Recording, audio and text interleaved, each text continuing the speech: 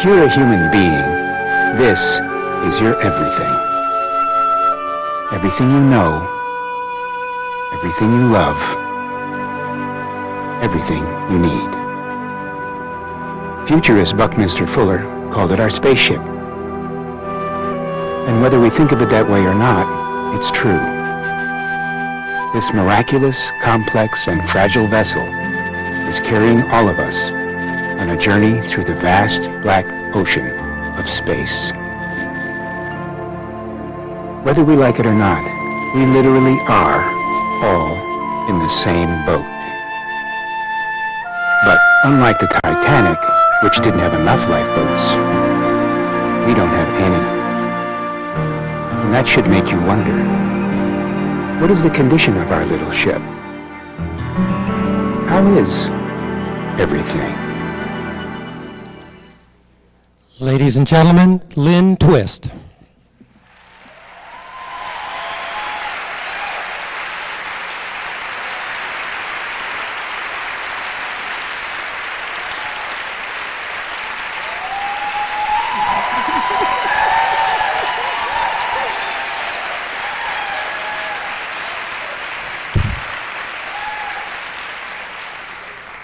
Welcome, thank you, and good evening. Tonight we're here to be with one of the world's most extraordinary scientists, most beloved humanitarians, and one of the world's greatest living global citizens, Dr. Jane Goodall.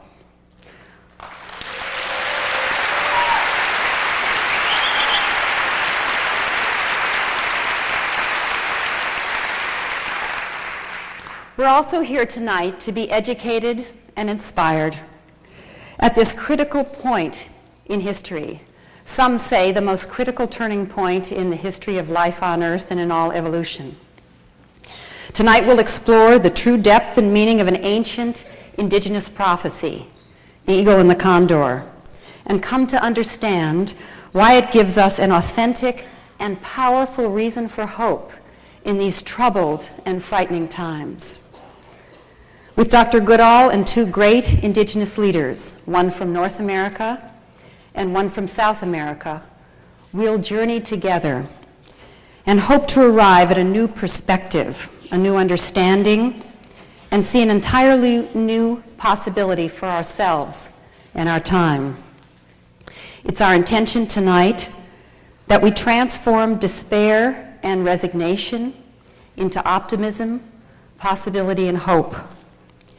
And that we see newly our current situation, see a new opening for our own personal, responsible, committed action.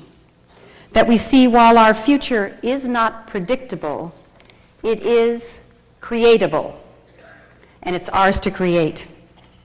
That our unexamined assumptions that we are separate from our world and from each other are completely inaccurate, and that our salvation and our liberation lies in re-seeing or respectating ourselves inside of a new worldview, a worldview more accurate, more truthful, based on the profound truth of the deep, interconnected nature of life on Earth. Tonight, the Pachamama Alliance and the Jane Goodall Institute come together to explore how the ancient wisdom inherent in indigenous people who see our world with a worldview that seems so far from our daily lives can help us transform and restore us to a more appropriate relationship with our world and with one another so that we can literally do what it's now possible to do, create a world that works for everyone and every living thing. The prophecy of the eagle and the condor is a myth that appears and reappears in various forms in different indigenous groups all over the world, particularly throughout the Americas, North and South. Having been passed from generation to generation for hundreds and thousands of years, the details may vary, but the prophecy tells the same essential story. That story is a story of reconciliation, redemption, and of hope. It's a story that tells of a great reunion and predicts the reuniting of two separate branches of the human family and of the human being, the final integration of body and spirit, of heart and mind, and the genius of the human mind, meeting deeply the wisdom of the human heart. This is the way the prophecy was told to me one sunny day, high in the small village of Latacunga in the Andes of Ecuador, by a powerful Quechua shaman whose name is Don Alberto Tatso. According to indigenous tradition, the eagle, or the eagle people, represents the people of the mind, the people of the intellect, the people who live in the material world, who are more grounded in the world of invention and ideas and things, people like us. The condor represents the people of the heart, people who are more at home in the realm of the spirit world, who leave the material world behind and who have stayed in deep communion with the cycles and rhythms of the natural world and live primarily through their senses. In the Quechua tradition, time is measured in 500-year cycles called Pachacudis. And this prophecy predicted that during the last Pachacudi cycle, which began about 500 years ago at the time of Columbus, the eagle people would dominate the earth and suppress the condor people, the people of the heart. That it would be a time of 500 years of darkness, of violence, of domination. But then the prophecy said that a new cycle would dawn right around now, and it has. A cycle of great light and great power, where the eagle and the condor would fly together in the same sky, wing to wing. Don Alberto said, when the eagle and the condor fly together wing to wing, when the people of the mind and the people of the heart, the people of the mechanistic world, the material world, the modern world, and the ancient peoples of the indigenous world, the mind, the people of the heart, the people of spirit and nature, when we fly together in the same sky and remember that we are one another, Don Alberto says the world will come into balance and no more harm will come to Mother Earth. This prophecy is told in many ways, in many places, but it essentially says the same thing, that if we can infuse the modern world knowledge and temper it with ancient wisdom, we can create a completely new worldview, an alloy of consciousness, where the inventive genius of the modern mind will be anchored in the realization of our interconnectedness with all life and our relationship and deep awe in the natural world. This reunion is occurring now as we sit here in this auditorium in Marin County. It's occurring in each of us, and if you think about it, you can feel it in your life. It's why you came here. It's why you're interested in this kind of an evening. And we'll explore it. We'll deepen our understanding of it. And it's our intention that you leave here tonight galvanized to bring it into your life in the world in a whole new way. And that you're motivated and invited to take actions you never thought of before you came here tonight. Tonight we want to honor the traditions of indigenous people in many different ways. And the first way we'll do that is by opening this evening with a ritual, a ceremony, a song, a chant that reminds us of the sacredness of this time and space. For that, we're very, very privileged to have with us a hereditary chief of the White Swan Dakota people, someone whom we will be hearing from later in our program. Chief Phil Lane, Jr.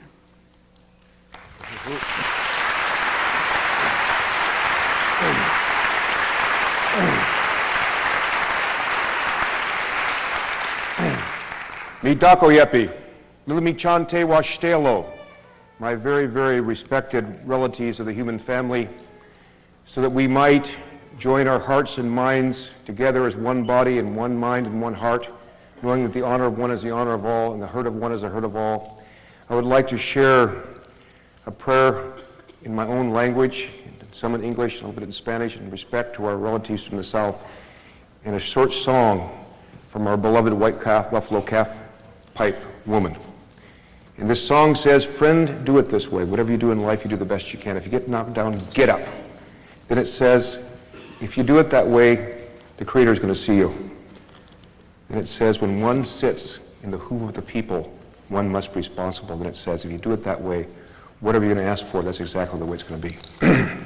O tunkashla pilomo tunkashla, lilimi chante wa shtelo tunkashla, wa ankie tunkashlo yate kile wa kolo tunkashla, anipi kile wa kolo tunkashla, pejuta kile wa kolo tunkashla, Pachamama Alliance kile wa kolo tunkashla, Jane Goodall Institute kile wa kolo tunkashla, all our relatives here, mineral, plant, animal, human, kile wa kolo tunkashla, O Wakantanka, Creator of the universe, most beloved one, all-powerful one, most kind one, most compassionate one, ever-forgiving one, remover of difficulties, bringer of happiness, we call upon your holy power at this time and all your sacred messengers, the sacred eagle and hawk and thunderbird and raven, and ask that we might open our hearts and minds this night to your splendors, your majesty, and your beauty. And to caution, we call upon the powers of the east, from where comes a red sunrise, and all those tribes and nations of the east to come together in unity and harmony. We ask with every new sunrise, we might arise to fulfill those holy and sacred prophecies that have been given to all peoples within the depths of their hearts and their souls in the earth. And to caution, we call upon the powers of the south, from where comes new life, and all those tribes and nations of the south that may come together in unity and harmony. We call upon those spiritual powers of a new springtime to arise within our hearts and minds and to refresh and gladden this earth as was promised by our holy prophecies of the reunion of the Condor and Eagle. And to caution, we call upon the powers of the west, from where comes thunder and lightning, and all those tribes and nations of the west that might come together in unity and harmony. We ask the spiritual powers of thunder and lightning might awaken our hearts and minds to our true spiritual reality in a holy and sacred way. And to caution, we call upon the powers of the north, from where comes the white snow, and all those tribes and nations of the north that might come together in unity and harmony. We call upon the spiritual winds and the cleansing north winds to purify our hearts and minds, so we might see the true reality of this sacred world that we live upon and within, and understand, as Black Elk says, the center of the universe is everywhere. And to caution, we call upon the power of Father Sky at this time.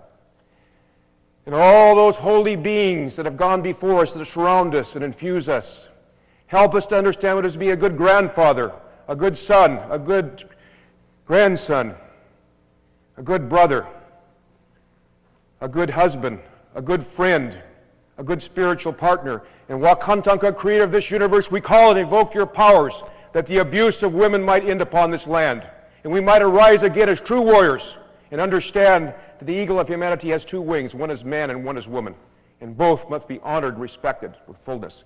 And Akashla, finally, we humble ourselves before our beloved Mother Earth at this time. We ask that we might be able, beloved one, to forgive our awkward ways, and again, as the prophecies promise, to arise with our footsteps strong upon our mother, so that all life, all living things will be united and refreshed again as prophesied. Say, God sufficeth all things above all things, and nothing in the heavens and the earth but God sufficeth. He is in himself the knower, the sustainer, the omnipotent. Holy chili choo, holy chili choo, holy chili choo, holy chili choo, hey chanunki, ditun kashila wadi yanking teo. Ho chung kawashi, you are lo ta keke, exuyo pakeo. Hey chanunki, dakuya chinkuye chetukseo. Holy chili choo, holy chili choo, holy chili choo, holy chili choo. Hey chanunki, ditun kashila wani yanking deo.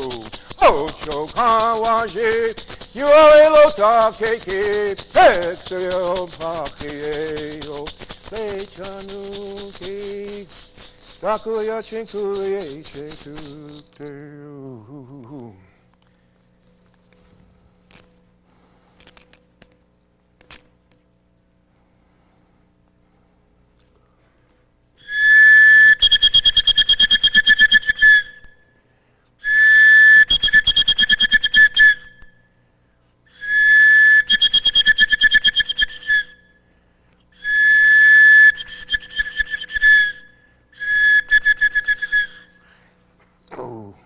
Mitako yapi.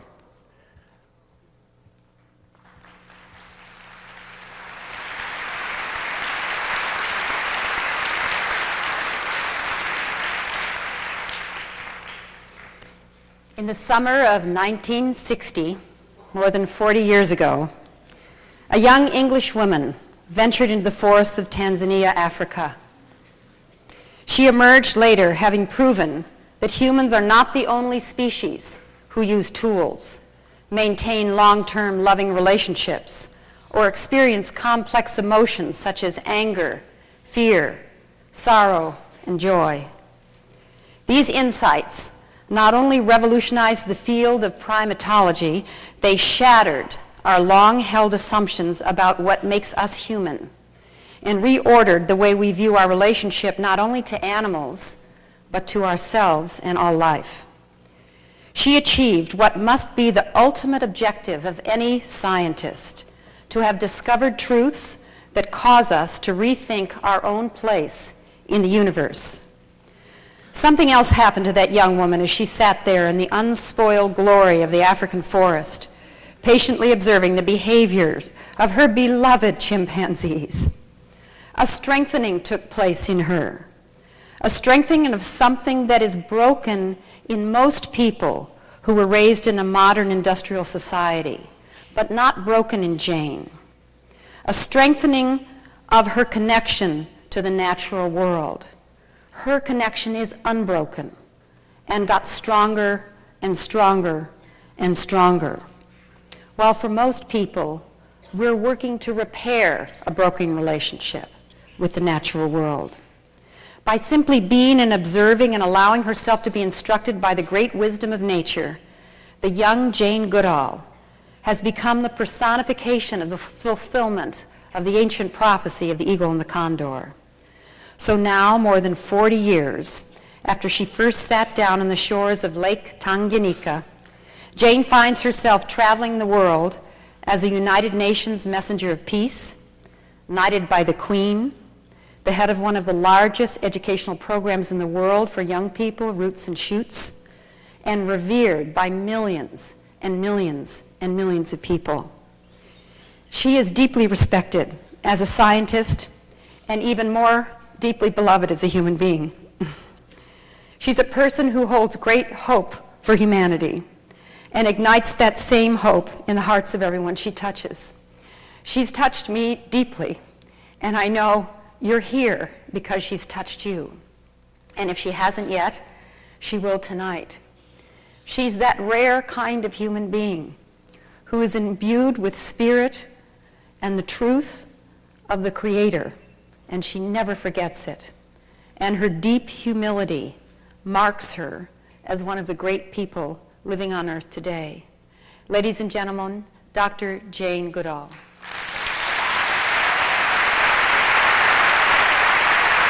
What do I do now?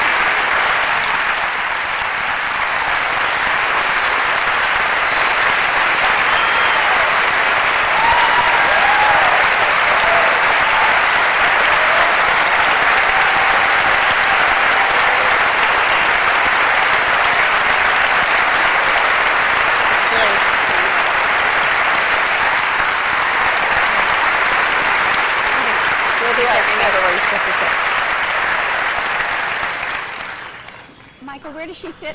Right there? Here?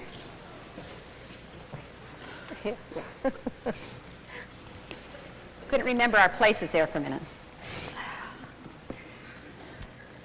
So I get the great privilege of interviewing you and your little friend here. in front of this august gathering of about 2,000 people. There's about 2,000 people here. So look around for a moment and just sort of see yourselves as perhaps you can't see by looking at us. Just look around at this magnificent hall of wonderful people.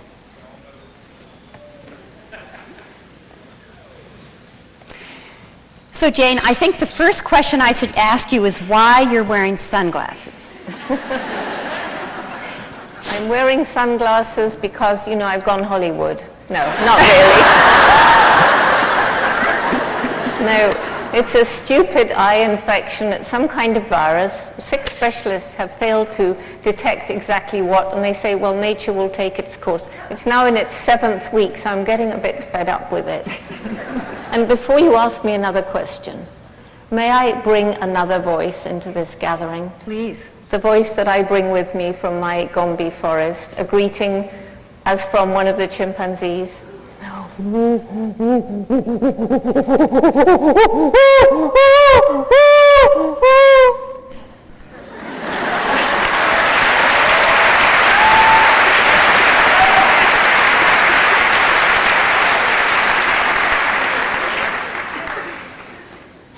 Let me begin by asking you when you knew that you were not like the rest of us. When did you notice that you were kind of not like everybody else? Was it when you had those worms in your bed that you were telling me about? Well, I had the worms in my bed when I was 1.5. I hardly think I knew who I was at that time. And my mother came up and saw me watching them, and she said, Jane, if you leave them here, they'll die. So I picked them up and took them back in the garden. And so much of who I am and what I've done, I put to the wonderful influence of my mother and also her mother. It was a very strong line of women in our family, very understanding, very compassionate women. And you probably should explain that the worms that you had in your bed were ones that you put there, not not that there was something growing in the mattress, but that you befriended these little creatures and took them to bed with you. Is that yes, the way that was? We were in London. We had very little money, but we were able to share one of the little gardens that make London so special. And, you know, you have your own key and you go in. And I was just really excited, I suppose, to find these little live things, because right from a very early age, I loved animals. I don't think that made me different. I think it actually, all little children love animals if given the opportunity. And it just went on throughout my entire childhood. When did you become aware of Africa and have a longing to go there? I think I was 8 years old when I read the Dr. Dolittle books, and there's one book in particular, the first one actually, where Dr. Dolittle takes some circus animals back to Africa, and that was, you know, that was just very special. And then came Tarzan, Lord of the Jungle, and I read the Tarzan books when I was about 10, not the movies. It wasn't Johnny Weissmuller I fell in love with, it was the real Tarzan, Edgar Rice Burroughs' Tarzan. And, you know, he's got that wimpy wife, Jane. You imagine how jealous I was of Jane.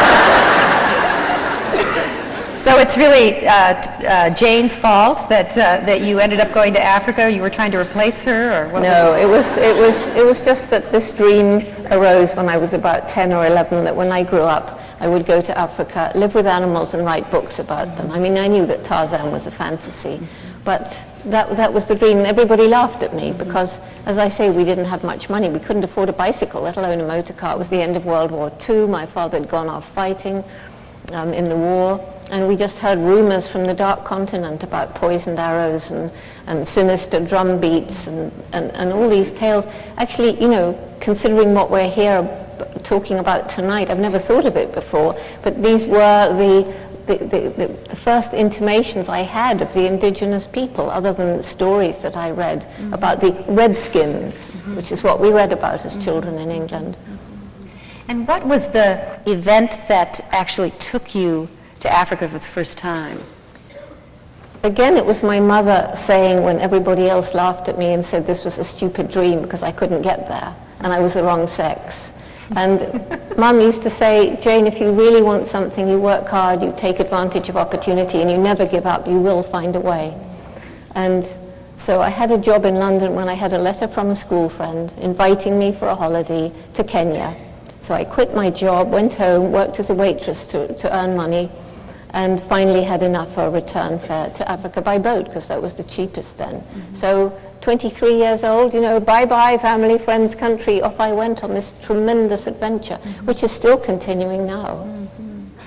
And you were sent to Gombe Stream, I understand, by your mentor. Can you talk about that? I heard about Louis Leakey. I'd stayed with my friend, and I had a job in Nairobi, so I was not the sponge on the friend and her family. And somebody said, Jane, if you care about animals, you should meet Louis Leakey. So I went to the museum, he was curator, and asked for an appointment, and he took me all around. And because I'd been reading about animals, following Mum's instructions, visiting the Natural History Museum in London, learning about Africa, I could answer many of his questions. He gave me a job that very day. It was amazing, as his secretary assistant. And you hadn't gone to college yet, right? No, I hadn't been to college. We couldn't afford it, and you couldn't get a scholarship unless you were good in a foreign language, and I didn't even know chimpanzee in those days.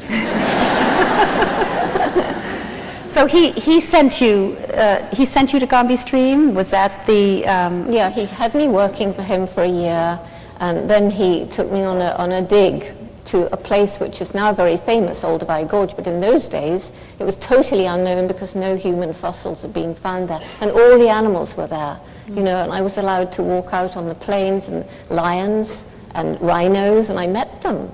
And I think that was when Louis started talking to me about this group of chimpanzees. And it took him then another year and a half before he could get the money. I mean, who was going to give money for such a ridiculous idea? A young girl, untrained, no university degree, straight from England, knowing nothing about Africa, going off into the jungle with wild apes. I mean, doesn't it sound batty? And then, so finally he got money from a wealthy American businessman, Leighton Wilkie, and then he had to convince the authorities of what was then Tanganyika, a British protectorate, that it was okay for a young girl to go off into the forest. And they protested, but in the end they said, all right, but only if she has a companion. So that same amazing mother volunteered for the first 4 months, and we only had money for 6. So she came as a wonderful companion. She set up a little clinic. She gave local people, the fishermen, Band-Aids and aspirin. She wasn't a doctor. And made some amazing cures, and established for me a superb relationship which has stood me and students in good stead ever since. And you are heralded with one of the greatest scientific breakthroughs of the 20th century. What was the breakthrough, and why is it so significant? The breakthrough was significant in 2 ways. First of all, as I say, I had money for 6 months, and I knew that if I didn't see something exciting within that 6 months, that would be the end, project of failure. Worst of all, I would have let Louis Leakey down. No more money, finish. And so the second reason that this breakthrough was significant is that it shook science.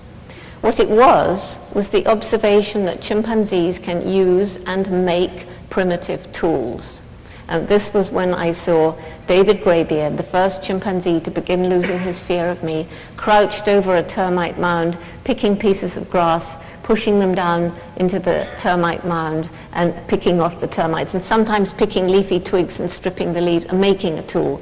Why was this important? Because at that time it was thought that we and only we used and made tools. We were defined as man the toolmaker when I was growing up. And so I sent this telegram off to Louis Leakey. I mean, telegrams in those days. And he telegrammed back, now we must redefine man, redefine tool, or accept chimpanzees as humans.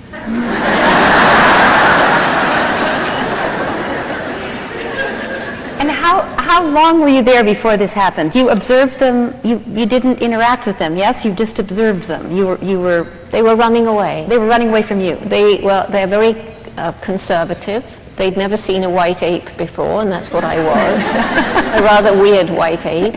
And, I learned patience as a child when I was watching animals, which I did all my life. And so eventually, David lost his fear. I always wore the same colored clothes. I didn't try and get too close too quickly. And after David lost his fear, the others, poised to flee, would stop and, well, she's not so dangerous after all. And so really it was David who opened a door for me into a magic world, an unexplored world, the world of the wild chimpanzees. Was he the leader of the... No, his friend, of course I didn't know this at the time. And you named them all yourself? I named them all, David Greybeard and his close friend Goliath.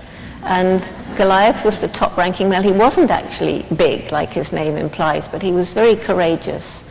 And he had a very dynamic, fast charging display. This is when the male hurtles across the ground, slapping with his hands, stamping with his feet, bristling his hair, throwing things, making himself look really big and dangerous. And if you do it well enough, and if you have enough imagination, then you can get to a high social status without having to risk a fight. And that's what they do. Anyway, Goliath was the top-ranking male. But David was always there, and David served to calm down the others. He was a great leader. So your top-ranking male, who's the boss, and gets subservient behavior from all the others, isn't necessarily the one the others loved the best. Mm-hmm. David they loved because he was always calm and always gentle. Mm-hmm. And after this breakthrough took place, here you are, this young girl in your 20s, in Africa, not a college education, no real scientific credentials, but a profound kind of earth-shattering breakthrough. What happened then? What ensued from that? Well, then, this happened at about sort of towards the end of the beginning of the 5th month. So Mum had just gone. She missed that excitement. And I got a letter from Louis Leakey about a month later saying, now, I won't always be around to get money for you. You have to stand on your own 2 feet. That means you've got to get a degree. But we don't have time to mess about with a BA. You have to go straight for a PhD. And he had me enrolled by this time in Cambridge University as the 8th student ever to go in without a BA. To study, I read in this letter, to study ethology. Well, I had no idea what ethology was. How would I? And there was nobody to ask. And what was the reaction to you here you were kind of like this groundbreaking young, not really a scientist yet, or you couldn't be called that, kind of legally, but you were one, of course, to the academic community. I mean, how did they accept you? Did they? The Cambridge professors and even some of the students greeted me, I won't quite say with hostility, but rather superciliousness, because I'd done it all wrong. I shouldn't have named the chimps, I should have given them numbers. I certainly couldn't talk about their vivid personalities, and by the way, each one is as unique as you and I. Talking about the fact that they clearly had some kind of rational thought. I'd seen that again and again in the way they solved problems, manipulated each other. But that was something attributable only to us, according to the scientists. Only we were capable of rational thought in those days, according to science. And above all, only we were capable of those emotions you mentioned earlier. So I had done it all wrong. But luckily, first of all, Lewis had picked me because I hadn't had my mind biased by a lot of academic learning, although he didn't tell me that at the time. And secondly, I've always been a bit obstinate, and I was 27 by then. Mm-hmm. And thirdly, and most important, my whole childhood was spent with a wonderful, wonderful teacher who taught me indeed that animals had personalities, minds and feelings, and that was my dog, Rusty. And any of you who've had a dog or a cat or shared your life in a meaningful way with any kind of animal know perfectly well, don't you? Yes?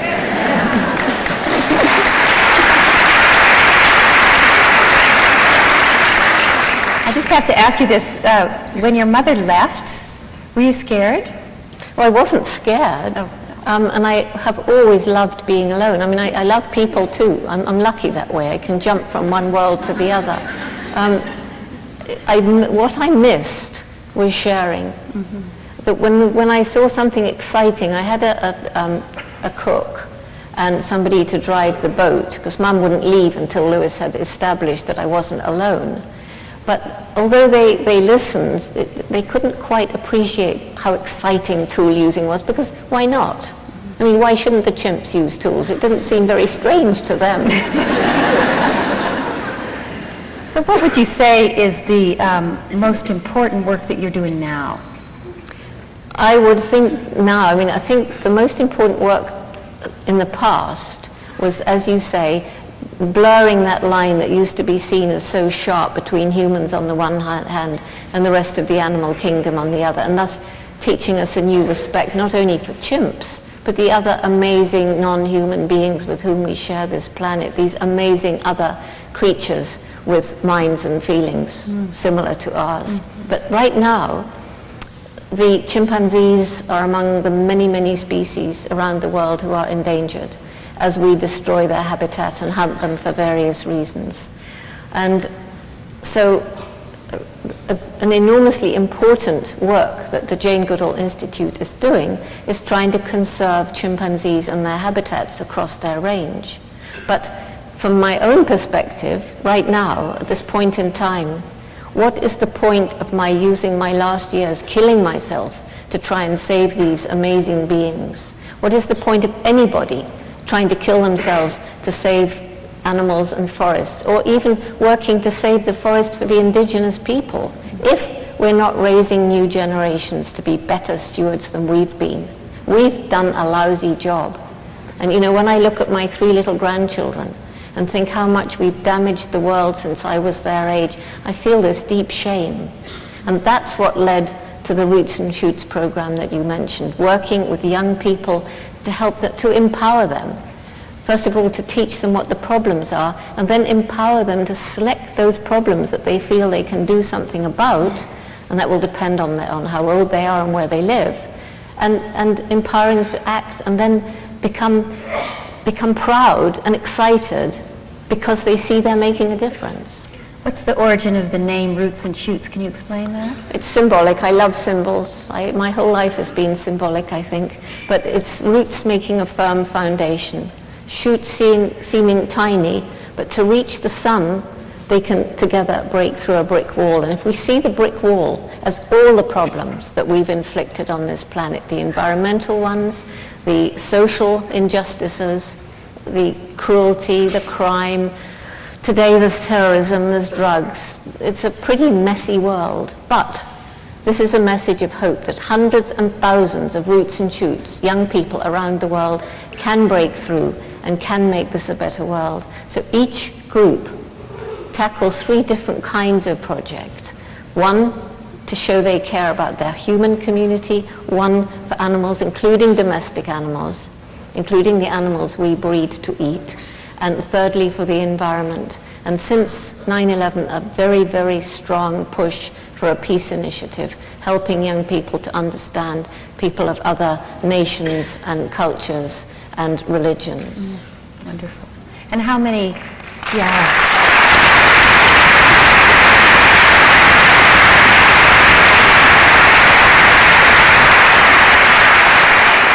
Just say a little bit about the scope of Roots and Shoots.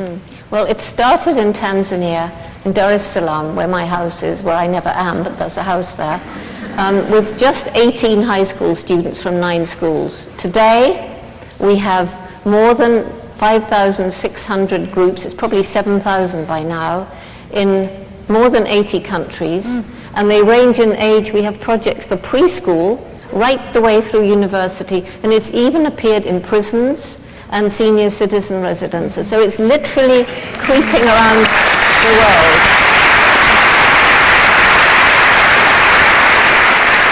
And we're seeking partnerships because we want to create a critical mass of empowered young people so that they can go out into the adult world and take control and change the direction we're going in, which is what we're talking about tonight. We're breeding these young people that you're talking about when we change the dream. We're helping them to change their dream and to be different.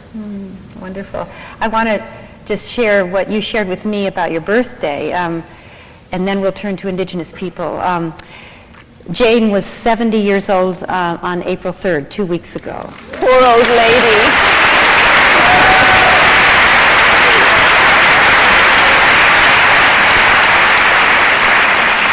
You may think that's something to cheer about. I'm not so sure that I do. But if you think so. And I had a conversation with her on the phone to prepare her for this event, or for an interview about this event, the Sunday after her birthday, which was April 4th. No, your birthday was April 3rd, and then I talked to you on Sunday, which was April 4th. But her birthday is April 3rd, so remember April 3rd. You can send her a birthday card. And she told me that she was in Los Angeles, and there was a Roots and Shoots festival there on April 3rd, and there were 8,000 young people convened in Huntington Park on her birthday, and she said if she had planned her whole life for her 70th birthday, she couldn't have had a more spectacular celebration.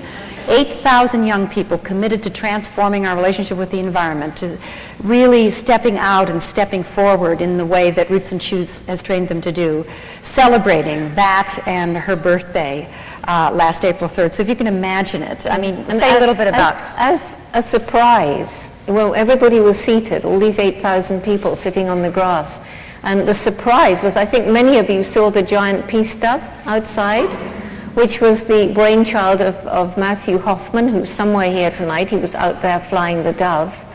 And, you know, the Roots and Shoots couldn't have grown without this amazing team of people who's helped to grow it around the world. I'm not going to mention names now because there's many of you here, and it would take too long. But as my birthday surprise, there were doves coming out of the woods in the Huntington Gardens, and they kept coming, and with every dove there was a child ringing a handbell, a different size, so they made different notes. 45 giant peace doves encircled us with their 20-foot wingspans, and it was just, everyone was crying. It was the most amazing birthday surprise. Incredible.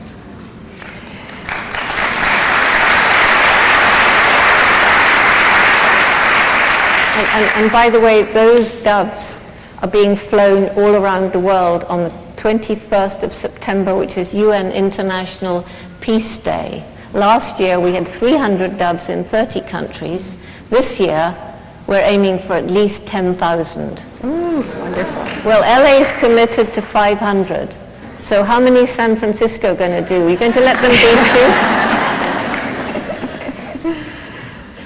So let's talk a little bit about your relationship with Indigenous people and their great respect for you. And this afternoon, some of us were privileged to be in a naming ceremony that Jane was the recipient of a great honor with Indigenous people in North America, is to do a naming ceremony. And when I was watching it, I realized how clearly Indigenous people recognize who you are and how clearly you recognize who they are. And can you explain that? Well, I think, you know, from a child, as I say, I was kind of reading stories about Indigenous people, and they were not very accurate stories. We didn't really know very much about them, but it was very clear that they lived close to nature, and that made me feel a great desire to know more about them. And every time I meet an Indigenous person, well, not every Indigenous person, but the ones I count as my friends, and there are many out here. It isn't just those behind us on the stage, but out here in the audience, there are a number of my really good Indigenous friends. And we share a passion for the natural world. The Indigenous people who are my friends and I, we understand that this connectedness with Mother Earth is something that needs to be nurtured in every child, because if we break it, then we break something in the psyche of the child. And the tragedy today is that so many children are born in a concrete world, and they have very little opportunity to experience the growing up in nature that I was able to experience in my garden. So, you know, I think we have a real empathy with each other. And I sometimes say to them, do you know what I mean if I say that being with you is like being with the animals that I love? And they say, yes, because we feel the same about you. Wonderful.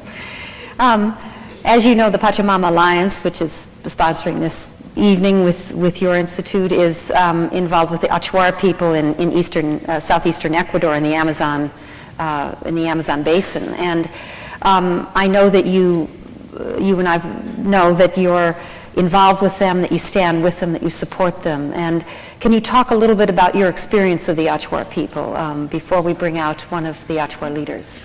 I was fortunate enough to visit Ecuador on a little expedition in a tiny plane, flying for 2 hours over unbroken rainforest and visiting 3 of the small communities, and they're very small, where there are no roads, living out in the middle of the rainforest. And in these communities, I was introduced to Indios who are passionate about keeping the forest that way, keeping out the roads, keeping out the petroleum companies. And I was hearing some of their grievances and sadness, really, that the new president, who had partly got elected because of his commitment to the Indios, had now turned back on his promises. Is that terribly surprising that politicians turn their back on their promises? Not really, but anyway, it was disappointing, and started making alliances with the petroleum companies. And hearing their passion, and then being able to share a press conference with them, and hearing how they were telling me they hardly ever had a chance to speak. They weren't allowed to speak. So when I had the microphone and I was up on the platform, I called them up. Nobody could really stop me. So they did get a chance to speak. And it was great, and they said wonderful things, And I think what I came away with was, although there is a big effort to portray them as violent, and it's necessary to send in the army to quell them because they're so rebellious and they're so violent, they are not violent people. They are peaceful people. But when people come, and if people were coming and attacking your house, you wouldn't just sit there and say, well, I'm going to be peaceful, I'm not going to do anything about it. You would go out and try to protect your house. And the forest is their home. Mm-hmm. Well, we're now going to bring out an important member of our community here, and an important part of the Pachamama Alliance. And it's my privilege to introduce to all of you a truly remarkable human being. His name is Santiago Kawarim, and he is a man who was born and raised in the very cradle of nature, someone who woke up every morning in the heart of the rainforest in the Amazon region of Ecuador. Santiago would have lived out his days hunting in the jungles and fishing in the rivers of his ancestral land, except something interrupted him. And it was a dream. It was a prophecy. It was a warning that danger was coming, and that the modern industrialized world would be coming in a dangerous relationship with his people in the next few years. So rather than wait for the inevitable, as many indigenous people have in a disastrous outcome, or fight a futile battle against an enemy they did not understand, the Achuar people decided to make the first move. In a very remarkable way, the Achuar did the thing they most feared. They reached out to the modern world before there was any danger and created a partnership with some committed people, many of whom are in this auditorium, in the modern world, who could help them equip themselves in understanding the modern world. So when the danger came, they would be ready, and there would be allies standing with them to protect their way of life and protect their rainforest. And that's how the Pachamama Alliance, the organization sponsoring this evening, was born. And today, despite great pressures from the government and multinational oil companies who are desperately interested in getting into that part of the forest, the Achuar territory is still roadless and pristine. And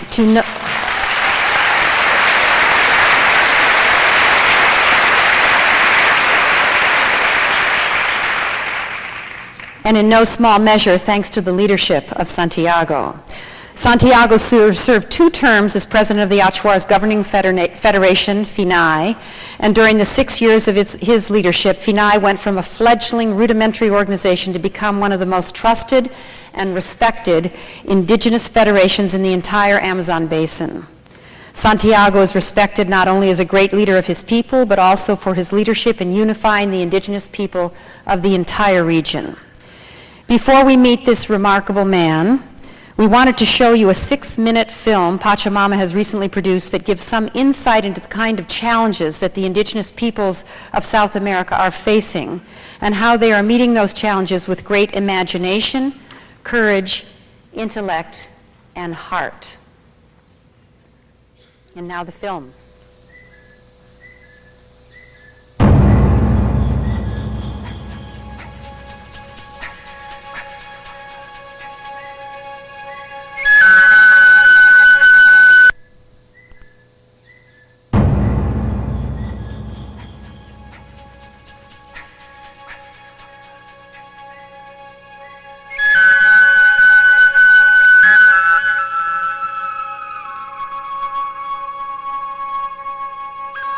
Even though it is thousands of miles and many years away from modern civilization, this particular stand of rainforest may be the most important piece of land on Earth.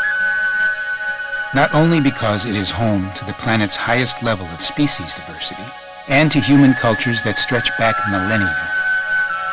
Not only because it is part of the planetary life support system that we all depend upon for our very survival. An ecosystem that, among other things, cleans the air we breathe, provides medicines to treat our diseases, and regulates our global climate. This biological jewel deep in the Amazon region of Ecuador is critically important also because it has become the front line in a battle between two different worldviews. One that knows that all things are connected and that nature is sacred. And one that exalts private interest and treats the natural world as its own raw material superstore.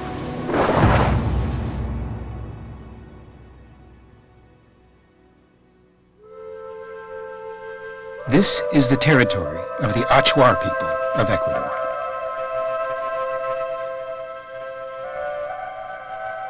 Nearly 2 million acres of primary tropical rainforest completely untouched by roads, settlers, or resource development. It is a place so remote, we would certainly consider it to be the middle of nowhere. But given its critical contribution to the health of our planetary home, it could more rightly be called the heart of everywhere.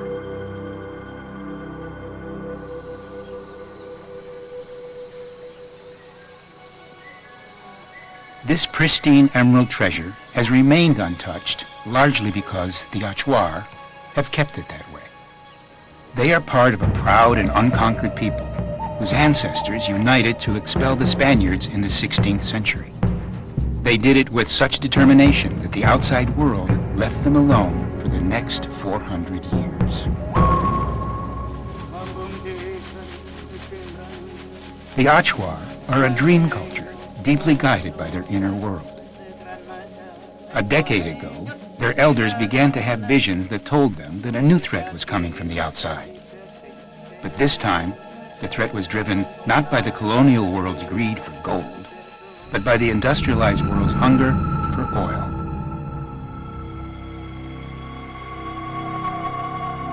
The Achuar watched as the scourge of oil development fouled the forests and poisoned the rivers of their neighbors to the north, the Sequoia, the Siona, and the Cofan.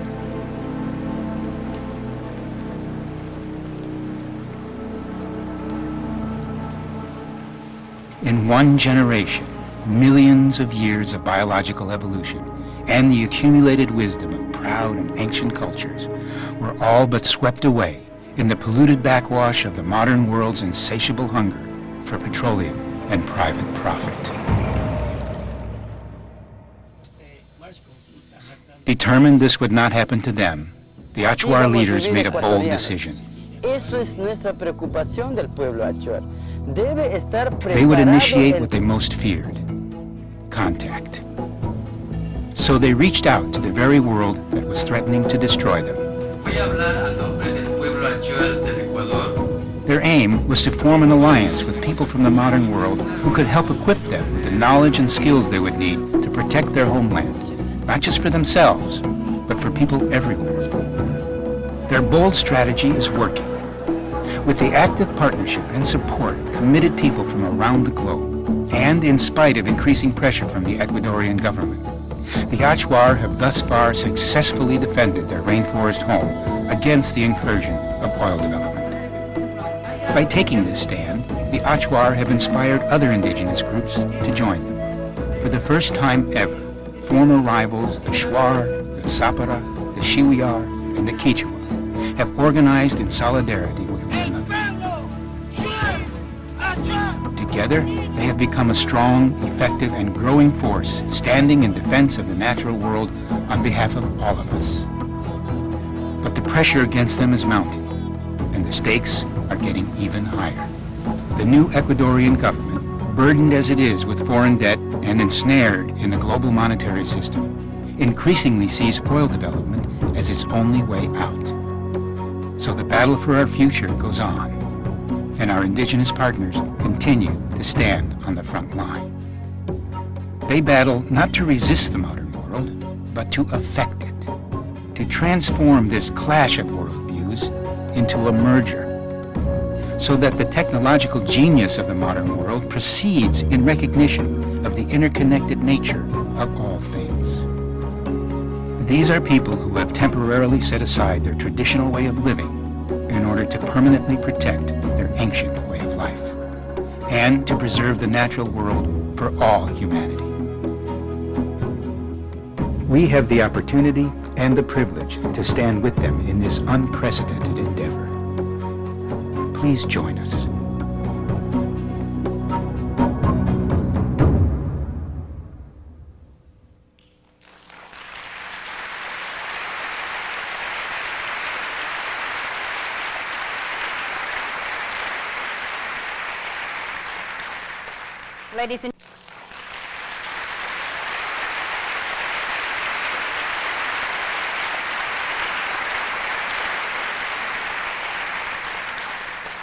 Ladies and gentlemen, Santiago Kawarim.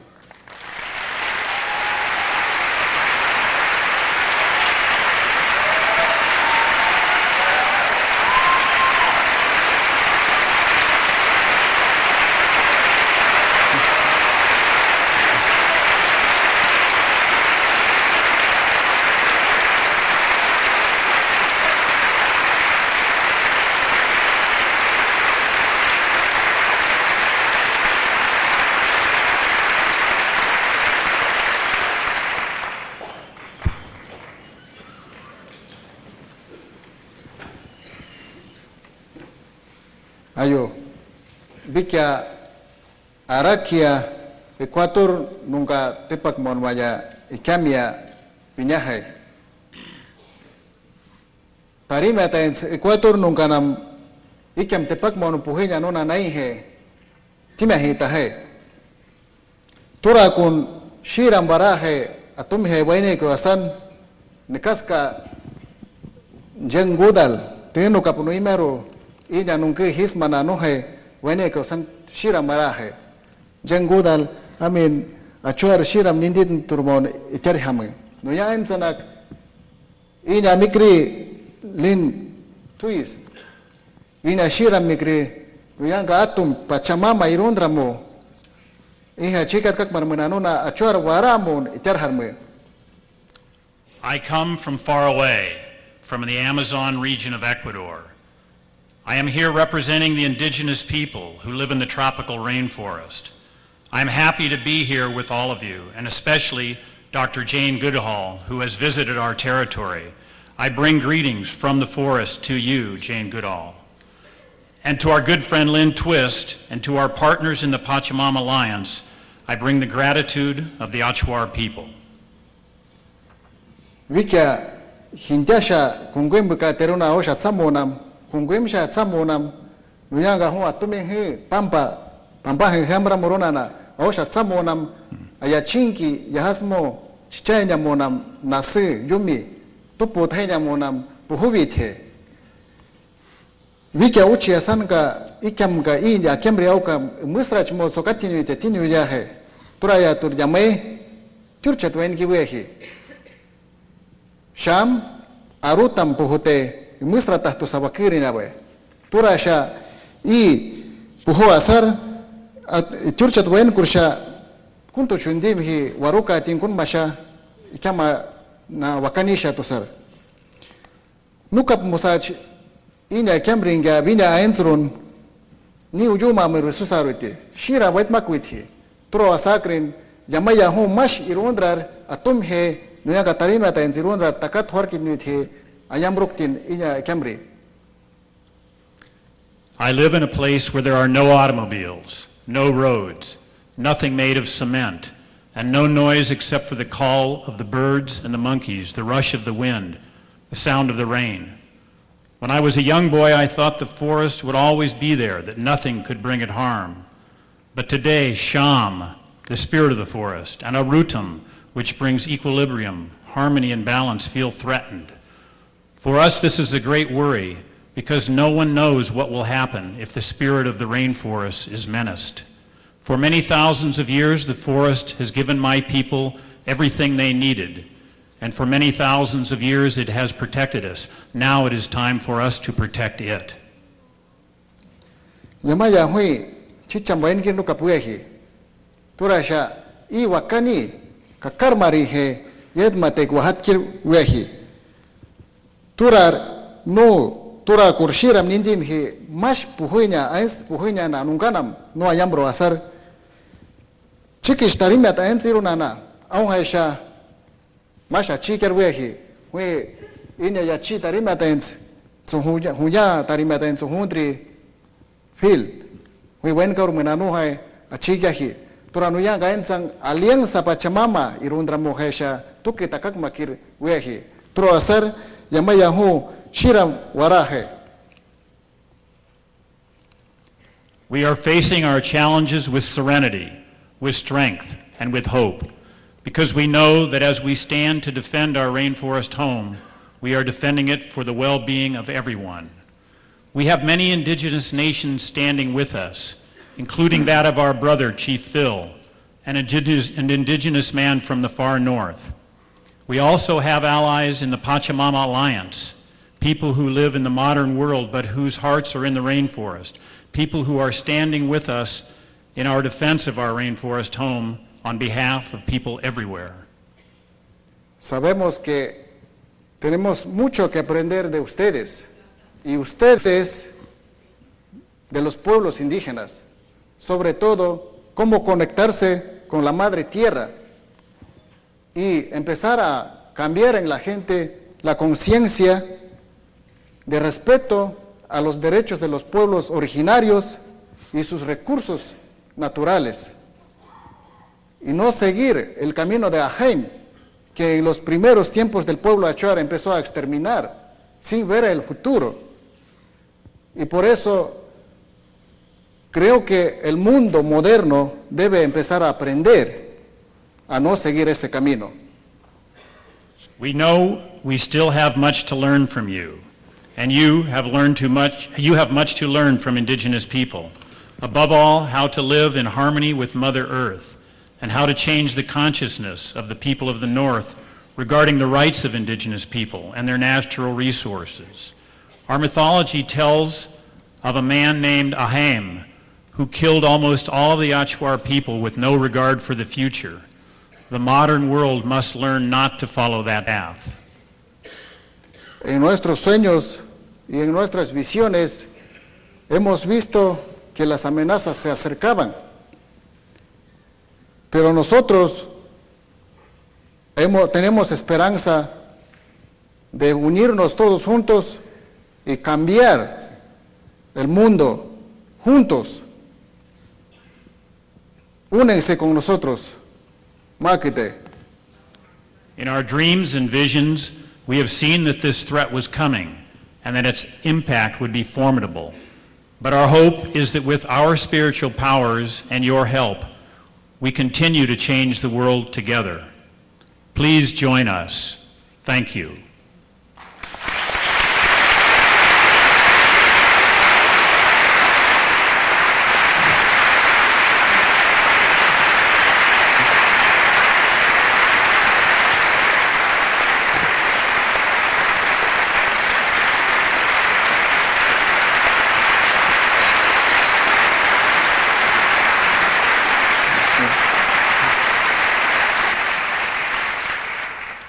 So Jane, is there anything that you'd like to offer to Santiago in response to his beautiful opening remarks? Well, I think I would like to say I still remember very vividly my visit to your people in the heart of the rainforest. And I can understand so well your passion to protect your way of life and the forest, because for me, the forest has always been a spiritual home. And for me to be deep in a rainforest, away from roads, away from cars, away from the noise and bustle of this materialistic lifestyle is so close to my heart. And I've put my hand on great trees that have taken 1,000 years to grow. And the thought of modern machinery that can cut that tree down in 10 minutes with the spirit of the tree and destroy the forest and destroy the homes of the animals is shocking. And when I think of what's happened to the other indigenous cultures that I know, and how their society and their cultures were all but wiped out, then it's so important to try and preserve those cultures that are still left, as well as trying to help rebuild cultures that have been destroyed. So I'm 100% with you, and I hope that I will be able to come back and visit you again. And I hope that we can get our youth program, Roots and Shoots, into your country so that we can join the young people around the world together in this fight for freedom and the integrity of the forest.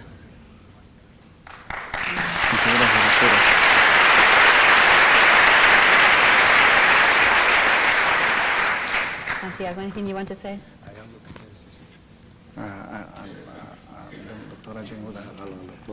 Ya.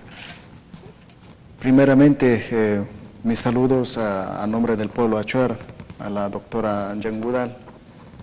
Estoy muy agradecido al escuchar a través de sus palabras de que está animosa para nuevamente ir al Ecuador y conocer mucho más de cerca a las comunidades y al pueblo achuar.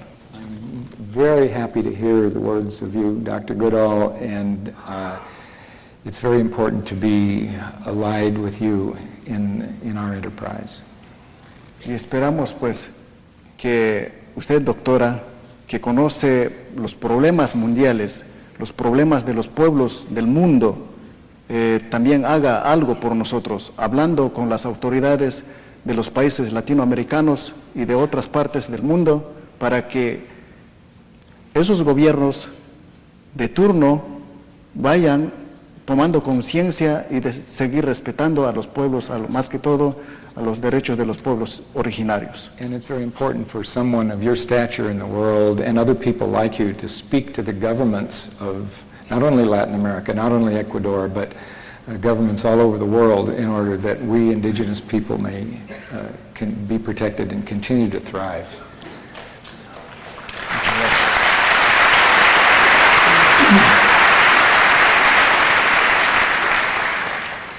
It's now my privilege to, and my honor, to introduce you to a man who carries the ancient wisdom and the deep spiritual insight and the immense vision of indigenous peoples of North America. His name is, his Christian name, or the name that's familiar to us, is Phil Lane Jr. He has many names, though, many other names. And he's a member of the Yankton Dakota and the Chickasaw nations, and traces his lineage of spiritual and hereditary leadership back to the time before recorded history. He's greatly respected as a hereditary chief of the White Swan Dakotas and as the carrier of the sacred pipe of legendary indigenous leader, Chief Crazy Horse. Respected throughout the world for his wisdom and leadership, he has sat in councils with the native peoples of Asia, South America, India, the Caribbean, and across the continent of Africa. Here at home, he works in the very belly of the beast, mending broken lives and restoring broken hearts on reservations, and bringing hope and healing to the people who live in the indigenous communities of North America. Among many other things, he is the founder of the Four Worlds International Institute for Human and Community Development, and he's the recipient of numerous awards worldwide, awards whose other recipients include luminaries such as Jacques Cousteau and His Holiness the Dalai Lama. His is a voice that speaks the eternal wisdom and profound truths born of many generations of deep and unbroken communion with the living earth and with the realm of the Great Spirit. We are honored to have with us tonight the man his people know as Shung Manu, Chanupa Sapa, a hereditary chief of the White Swan Dakotas. Ladies and gentlemen, Phil Lane Jr. Good to see you.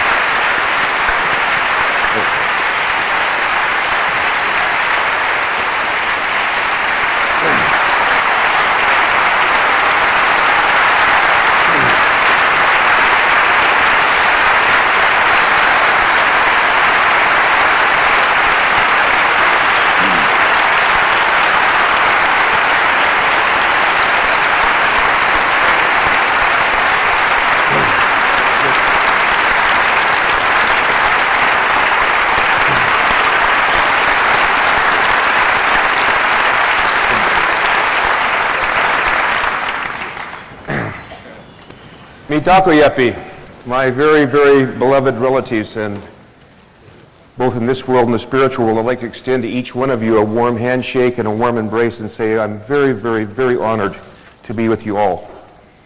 To see the fulfillment of the holy and sacred prophecies promised by all our indigenous peoples and all peoples throughout Mother Earth. That we'd come to this time of our spiritual transformation, our spiritual maturity as a human family. A little over 36 years ago, I began a spiritual journey after having quite a physical journey. You know what that part is.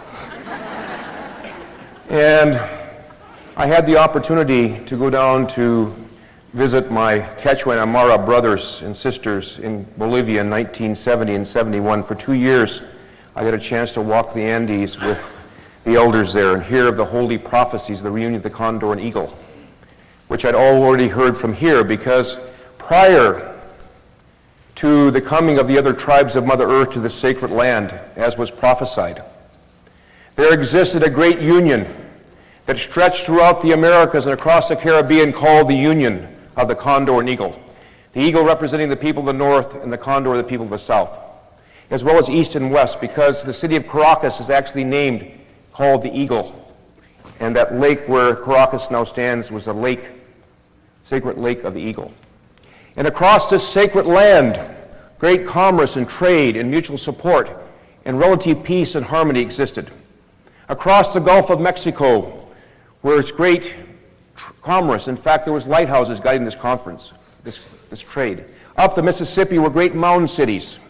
And of course, the 7 sacred lakes that existed where now Mexico City is. And down through our beloved relatives, the Incas, and many, many, many countless tribes and nations. And all our sacred prophecies promised that a great spiritual wintertime was coming. And if you live in truth and you live in love and you live in kindness and compassion, how do you know what that is, which is not that? And we were told that the weakness would happen. This would happen because of spiritual disunity, the greatest disease that we can have when we don't recognize each other as holy and sacred beings. And as I have this wonderful opportunity this evening to share with you, I think of the sacred prophecies of Black Elk, Hihakasapa, who my father raised me with, and how it says what's happening today and will continue to happen until all of this Mother Earth is again united and flourishing, the mineral people, the plant people, the animal people, and all human beings. And Black Elk said, from this first vision he talks about this wintertime when it seemed like the people could not go another step, and they came to this great mountain, the highest mountain of all. And they began to struggle up this mountain to the first stage. They felt a little stronger, to the second, to the third, and finally he says this. He said, I found myself standing on the highest mountain of all, and I looked down below, and I saw the sacred hoop of my people. And it was a hoop of many hoops. In the center stood a mighty flowering tree, overshadowing the children of one father and one mother. And then he says something so deep. He said, and I saw more than I could understand, and I understood more than I could say. For I was seeing the shapes of all things as they lived together in unity and harmony. And it was Wakan, it was holy. And I turned to the east, and 2 men were coming flying like arrows, and between them rose the daybreak star. And they came and gave an herb to me, the daybreak star herb, with 4 blossoms, red, yellow, black, and white. And they said, with this herb of understanding you shall have power over all things. And I took it and dropped it upon the earth, and where it fell, there was no more darkness. Within that sacred design, or sacred prophecies, are all members of the human family, the mineral, the plant, the animal, the human, the roots, the stem, the leaves, and the fruit, the 4 directions, and many, many other relationships of which we are all one. So I'm very honored for the prophecies not only will be fulfilled, they're being fulfilled as we sit here. And our prophecies promise that when we begin to attend to the extremes of wealth and poverty in this land, in this darkness we've been through, with this great spiritual strength we've gained over these last 500 years, these Americas will become prosperous again without having to destroy these last beautiful parts of Mother Earth. And that this land will be an example to the rest of the world, because only by walking the path can you make it visible. And Mitaku Yepi, my relatives, the greatest extremes of wealth and poverty is right here where we are, in this hemisphere, not in Africa. And so it's by us coming together and bringing our resources here and paying attention to this land which we are responsible for, together, that this great and holy prophecy will be completely and totally fulfilled. I want to share just a little story before I have the ability to sit down here. Ability to sit down, I hope so. But when I began this journey back in 1968, my grandfather, Vine Deloria Sr., sat me down and he told me this visit that this beloved elder had with his friend, his cousin, his Tashi. And this old man couldn't speak English very well, but he'd like to hear new words and learn new English words. And he began hearing this word ecology. Over and over they kept saying the word ecology. So he came to his friend, he said, "Say, Tahashi," he said, "what is this our relatives, I keep hearing them say ecology, what does it mean?" And so he said, Tahashi, he says, "You know they have these big places where people go to learn about life." He said, "Sometimes they spend 18 and 20 years in these places." He said, "They go there and they learn how to read these things. Then they write about what they read about. Then they talk about what they write about. And after 18, 20 years, they get a piece of paper that says they're a doctor of life." By the way, I'm not trying to put down education. I think it's great. He said, then they get the best writers and the best readers, and especially the best talkers. And they put them in these big places. He was trying to describe the scientific laboratory. He said, you know, they go there, they look into these things. He said, things that are small, this makes them look big. They have these things that look out in the heavens. Things that are far away makes them look close. They pour Mother Earth back and forth in these containers. He spent a lot of money. He said, all of us could have new homes for all they spent. He said, you know what they found out? The old man kind of shook his head. They found out that everything's interrelated.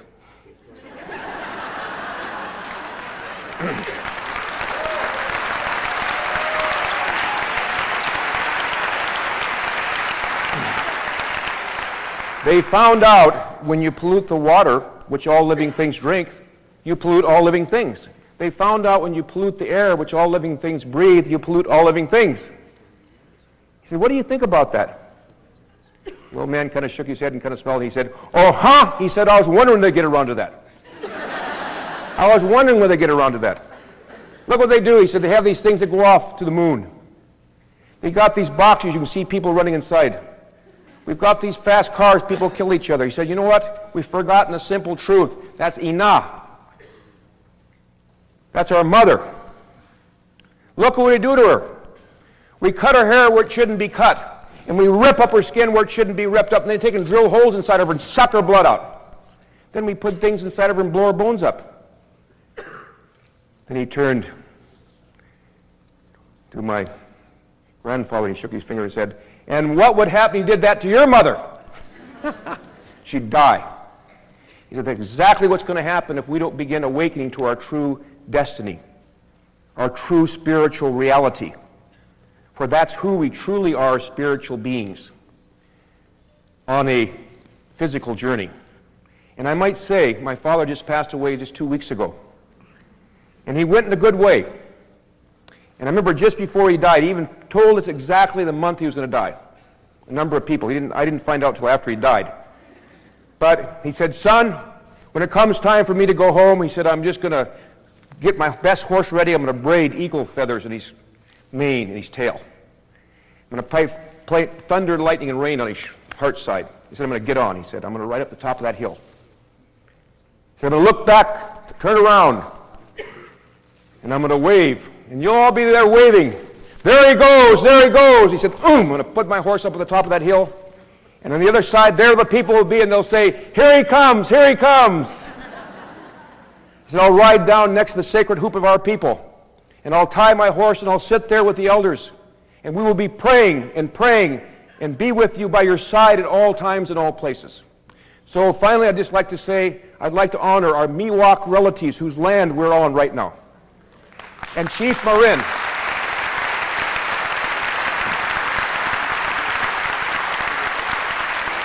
Chief Marin, because like old Crowfoot says, he said life's like the breath of a buffalo on a cold day, or a firefly on a warm summer night, or the shadows vanishing before the setting sun. How Shungmano Hemeyado Hope. Thanks. Again, my brother, thanks. Wait, can I put him right there on that? Address there. Right here, and we'll put Mr. H on top. Yeah, there we go. Mr. H over There you go. We can put him right over there. Thank you. Good. Put Mr. H right there. You're fine. Thank you, Phil. So Jane, would you tell us a little bit about your relationship with Phil and how you two are related? And I know he calls you his spiritual sister. What have you learned from each other, and what has this relationship meant to you? Well, I first met Phil in San Francisco at the State of the World Forum, actually in Grace Cathedral, I think, is where we first met with your father. Yes. And since that time, we've bumped into each other from time to time.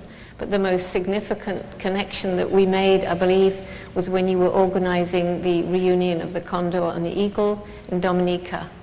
And you asked me if I would be part of that reunion.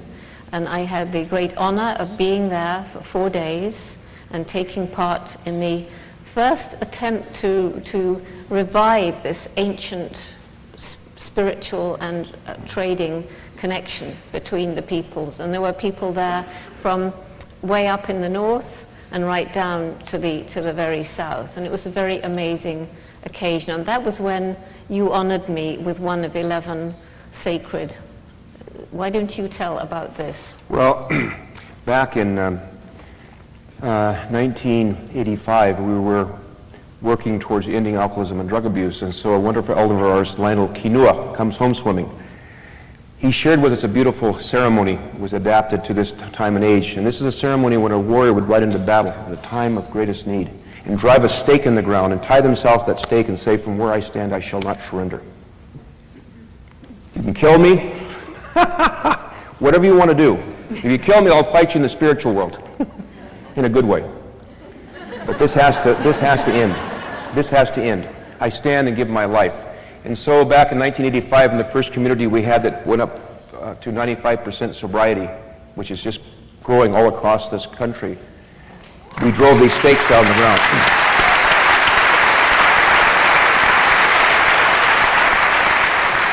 And so, as you can see on here, the color of humanity here, because really, you know, there's one light, and I'm not going to get hung up in the light shade or the earth suit. That's what our elders said. My father always said, we're children of one father and one mother. So that's why we gave that, because we saw Jane as someone totally and completely dedicated to the upliftment of all life. And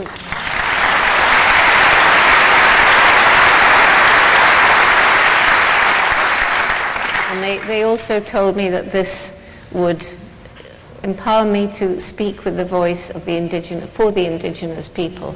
And I've taken this around the world. I took it to Ecuador. I believe you saw this in Ecuador, so it was a very meaningful. And then just very recently, Phil and his people honored me with this naming ceremony in Seattle, and then this was finished this morning, and it was a very, very great honor. That's when I was given this shawl, which was your mother's and which was worn by your daughter riding your father's horse at the funeral. So this is a very sacred shawl for me, and I value our relationship very much. Oh, you love my love. Give me a little hug there.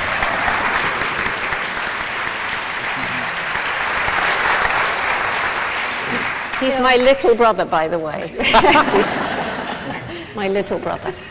Phil, I wanted to ask you if you would talk a little bit about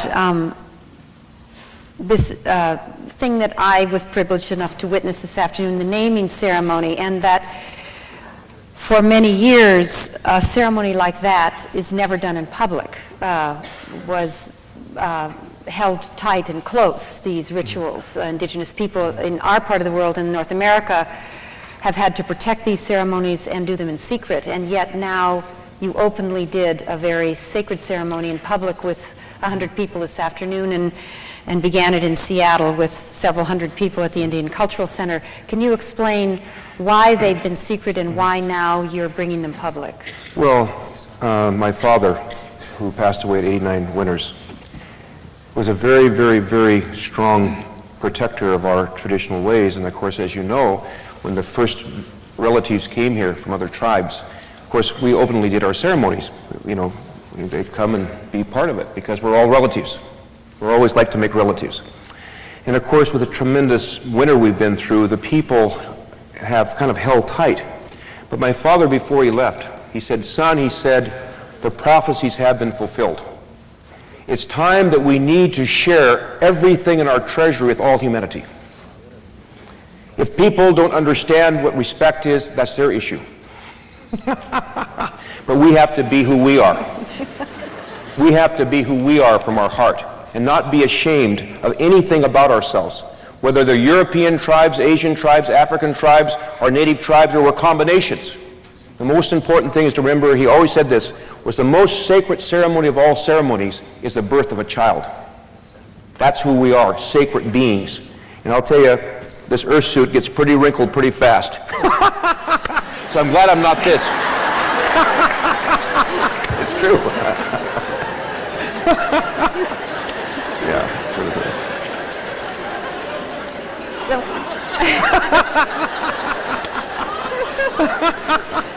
So when you say the fulfillment of the prophecies, what do you mean by that? Is this the prophecy of the eagle and the condor that we're honoring tonight, the condor and the eagle? Well, what I've found is that all people have a part of this puzzle. And for our white swan Dakotas, we were told when we were able to take this white buffalo in Brown Bear, Matogri did take that white buffalo, and that's my father's name. It was passed on by my great-grandfather, Tipi Sapa, Black Lodge, Philip Deloria. And what I found is all different tribes talk about this day of this powerful time. I mean, in the Lord's Prayer it says, "Thy will be done on earth as it is in heaven." You better get to work, those people from the Christian traditions. Right? On earth as it is in heaven. All the different spiritual traditions I've found around the world talk about this time, this springtime, this time we're in right now, when we'll finally come to our maturity. And so there's so many Hopis. You know, Thomas Banyaka, I spent a lot of time with him. Talks about our prophecies among the Inuit. All of it said, someday, this is before other people came, someday the eagle will fly to the moon and land. And when that day comes, a new spirit will come back to our people. And sure enough, the first words that were echoed from the spaceship was, "The eagle has landed." This was way before other people came here. The Hopis said, "Beware, because there'll come a day when others will come from the east across the great water." And some of them, not all of them, will have lost their own way of truth. When that day comes, people will build trails across the sky and travel across those trails in birds.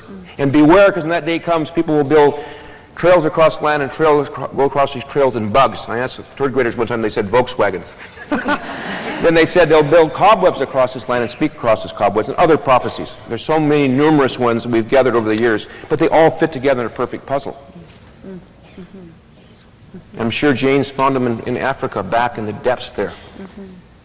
Phoenix arising from the ashes. And the core, I believe, of all of us, or we wouldn't survive some of the horrendous things we've been through as a human family, all of us. Jane, can you say what you feel is going on Earth? I mean, amidst the wave of terrorism, the horrendous violence, the misguided leadership of governments, the insane fear that has swept the planet, how in all of that can you see what you have written about and what you represent, a reason for hope? Well, my reasons for hope, as many people know, are fourfold. The human brain that is busily solving some of the problems that we've created. And before the human brain can solve those problems, it's necessary for people to admit that we've harmed nature, that there is inequity in the societies across the world. We've admitted that. Many more people have admitted it. Many more people are admitting it. So the human brain is a problem-solving organ, and we're beginning to try and solve the problems. Mother Nature, amazingly forgiving, resilient. We can harm her and hurt her and pollute her and yet give her time and some help. And once again, it can become beautiful. The tremendous enthusiasm and dedication and determination and energy of young people, once they know what the problems are and we give them the power to act, we empower them to act, we encourage them to roll up their sleeves and do something about it and take pride in what they've done and share it around the world. And finally, what I call the indomitable human spirit, the people all around us who tackle impossible tasks and won't give up, the people who overcome amazingly shocking physical disabilities and lead lives that are inspirational. And I have been saying for years that among the indigenous people, those spiritual leaders and chiefs who clung to their culture at the risk of torture, at the risk of death, and somehow went through that black time and are now beginning to emerge so that openly there can be an evening like this, the reunion of the Condor and the eagle, the peoples, the indigenous peoples with the white peoples. We can get together, and if we can't get together, and if we can't persuade more people to join us in this last desperate fight to save humanity, to save the planet, then it's a sad, sad situation for our great-great-grandchildren. Therefore, we must do it. We are compelled as human beings to care about our great-great-grandchildren. Great. Beautiful. Beautiful. Santiago, I want to ask you, I know your people.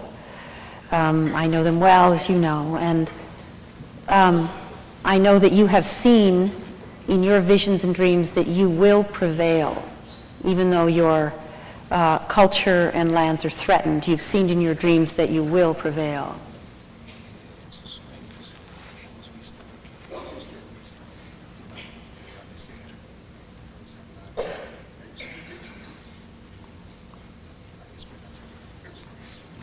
I also know that in my experiences with you and the other Achuar, that when you have a vision, the visions that I've known about and the dreams that you've shared with me, in every case they have been accurate. Those things that you foresaw have actually happened.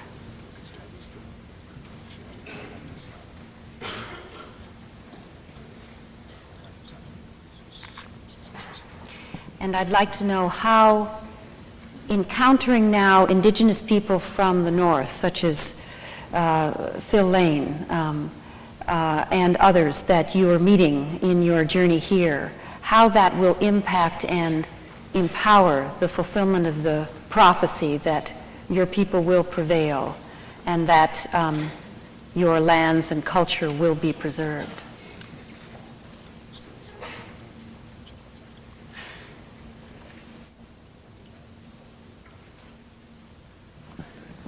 Bien, nosotros somos un pueblo también igualmente así como otros pueblos que existen en el mundo. Somos un pueblo milenario. Ancient culture, an ancient people.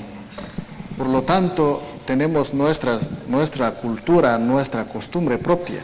And we have our own customs, our own way of living.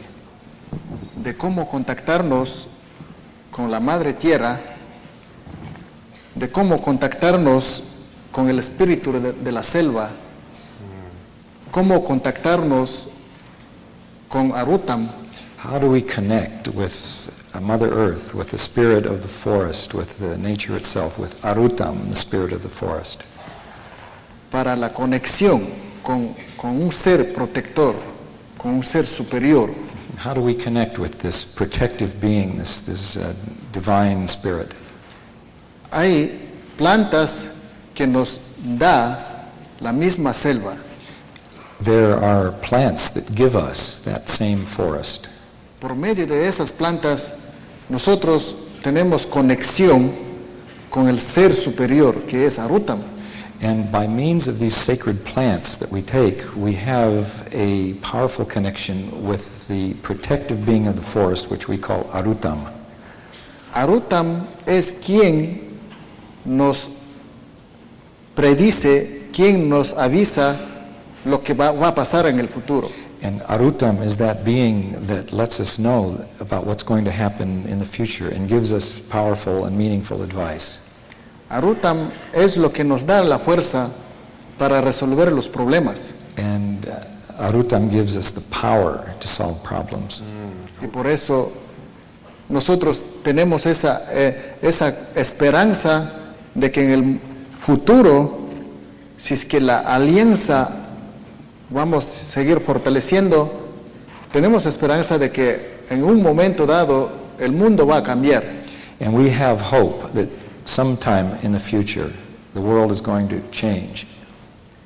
Esta alianza, este encuentro que actualmente en este momento estamos haciendo, no solamente entre los indígenas, This alliance that we have right now is not just among indigenous people, sino con otra gente de otra cultura, de otro mundo, así como ustedes. and instead it's also with people from other worlds, you. Y pienso de que habemos personas, entre ustedes hay personas que tienen una conciencia limpia, que tienen una voluntad de amar, de proteger lo que es la selva. And among you, I know that there are people with a clean conscience and a powerful urge to protect nature. Yo en este momento siento alegría porque me he encontrado con mucha gente del mundo occidental. And in this moment, I feel a great joy because I have met many people from the Western world. Me he encontrado con nuestro hermano indígena del norte. And I've met our brother our indigenous brother from the north. Y tenemos esperanza de que si trabajamos solamente con una sola conciencia de por lo menos proteger algunas partes que no están intervenidas por las actividades petroleras, sería muy importante. And it's my hope that if we work together with one mind and one heart to protect just one area or just a few areas on the earth, that will make a huge difference. Quiero aprovechar en este momento decir de que los pueblos indígenas, algunos pueblos, porque no todos los pueblos se han opuesto a la actividad petrolera. I want to take advantage of this moment to say that most indigenous communities, although not all, there are still some indigenous communities that are not opposed to oil. Otros pueblos indígenas ya han sido, sus territorios han sido intervenidas, pero habemos otros pueblos, grupos originarios que todavía no hemos visto esos contactos, esos impactos negativos.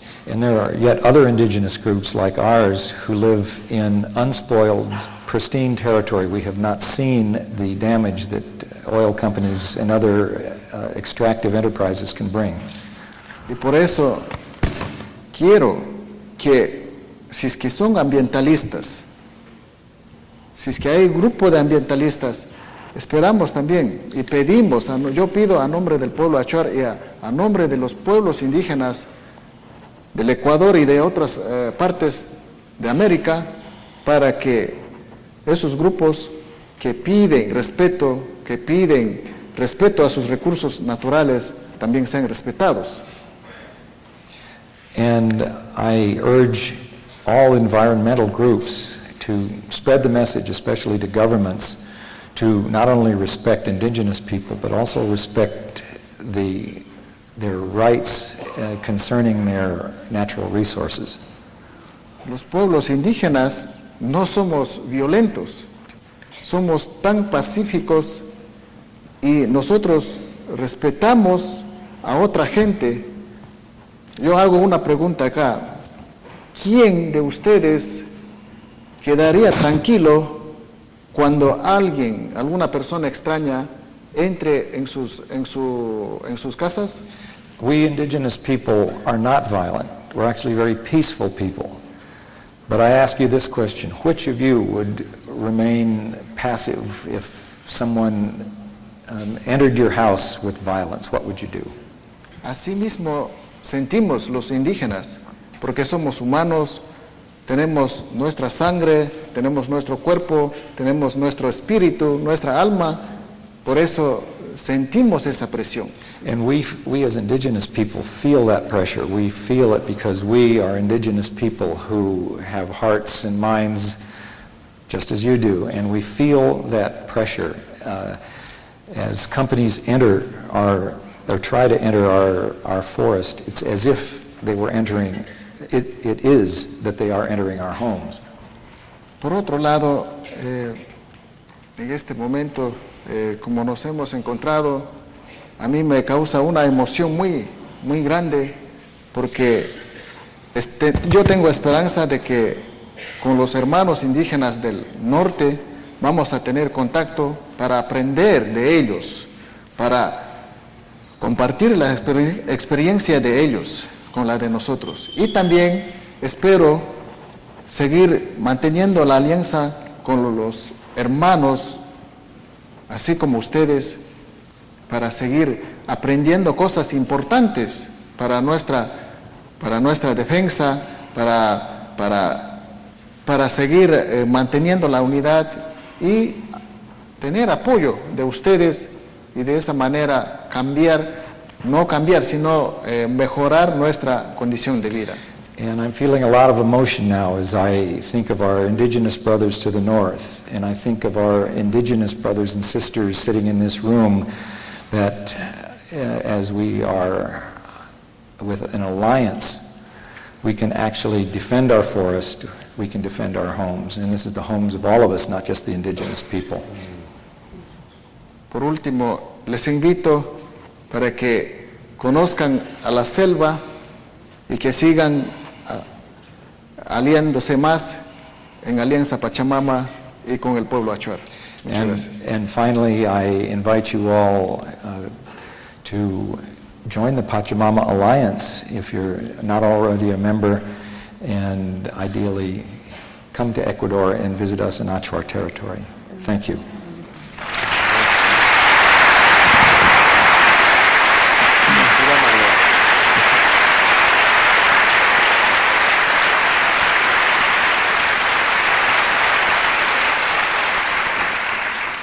Phil, let me ask you if we could leave this evening with just one thought, if you could leave us with, if you could leave us with just the one thing you want us to take away from being with you, being with Santiago, being with Jane, and being in the presence of this prophecy, the fulfillment of the eagle and the condor, indigenous wisdom and modern world knowledge coming together, the north and the south coming together, the body and the spirit coming together, the heart and the mind coming together, what would be the one thing you would tell our beautiful audience here, 2,000 people? Well, I believe that if we just look a little bit deeper into the reality of our histories, we're all indigenous peoples. Every single human being is an indigenous person.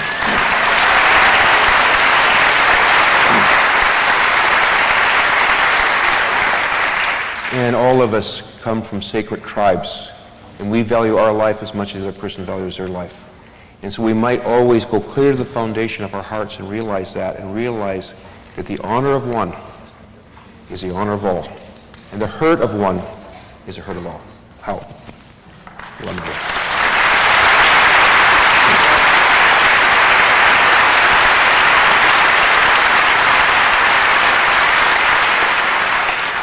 Jane, as I think you know, after we complete this formal event, we're going to have an opportunity Everyone will have an opportunity to buy one of your books in the lobby, and you'll even sign it for them. And also there'll be tables for the Jane Goodall Institute out in the lobby and for Pachamama Alliance. And then in the main lobby, a whole array of organizations in the area who are doing work that's aligned with what we're talking about here. Pathways for action for everyone here. And it'll be a kind of a marketplace for global citizenship after this event. But I want to ask you before we do our final ritual, which we will do in just a moment, to close the evening, and all of you are going to be involved in the ritual. Would you please tell our audience and speak first to the young people here? There's, I don't know how many, hundreds of young people in our audience, and I know you have always a special message for them, and then a message for all of us. What is the reason for hope? What is that you ask? What advice and counsel can you give all of us as one of the great elders of our planet now that you've hit 70? What can you tell us all? Yes, I've gained massive wisdom since April the 3rd. No, my message to the young people here and to everybody else is exactly the same. There is only one message that I would like to leave people with. And that is that as we look across the world at all the problems, and we've mentioned many of them today, and sometimes feel so helpless, and you know, each one of us is one person, and there are more than 6 billion people in the world today, and it seems that the population is still growing, and it seems that we are now destined to spend the next few years being afraid of terrorist acts. In America anyway, although in the rest of the world people have lived with the fear of terrorism for very much longer. And these feelings, when we look around the whole world, of despair sometimes lead to apathy, because what can I do? I meet that so often. People are apathetic. They say, well, it can't make any difference. They become cynical. They become bitter, they become angry, and that leads to violence. All these different emotions as I travel 300 days around the world. 300 days a year. 300 days a year around the world, yes. And, you know, because of the wonder of modern electronic communication, there is a sharing of information today that wasn't possible before. And so people in very remote areas can have access to the kind of information that we get right here in the heart of so-called civilization. I don't agree with that. Civilization is out in the rainforest where Santiago and his people are.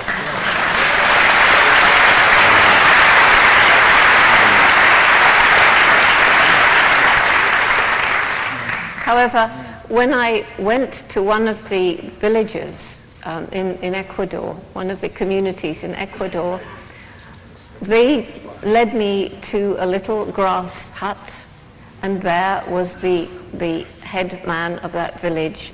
Was it Santiago? It might have been. Were you sitting there using a computer powered by a solar panel? I don't think so. I don't think it was you. No. No, hay una comunidad que Mashacauca, con quien entró usted. Ella está apoyando a esa comunidad para que los Achuar empiecen a tener conocimiento de la computadora. Yeah, in the community of Maushakaka, where I think you were first, that's where the Achuar people are beginning their acquaintanceship with computers via solar panels for electricity. So you see, dressed like this, only with less clothes and a computer, and also a solar panel that was working a water pump. So, you know, the point we're sharing now around the world, and unfortunately a lot of what we've shared from the developed world has been totally destructive. But all around the world, as a result of this sharing, there are people who understand perfectly well what is the right way to behave for the good of humanity, for the good of the environment, for the good of animals. And if every single person lived every single day in the way that they know in their hearts is the way that they should be living, if they listen to their conscious, that small, still voice, the world would change overnight, because people would ask themselves, do I need this stuff? Can I do without this stuff? Must this tree be cut down? Do I need 2 cars? Must I burn all this fossil fuel? Could I walk? Could I at least share so that there's only 1 car instead of 4? Could we build some transport that runs from alternative fuel cells? There are all these solutions out there, and if we each did our bit according to our means, the world would change. If we refused to buy products from companies with environmental or social bad ethics, then those companies would either go out of business or do it differently. And so we have this huge power as individuals to change the world.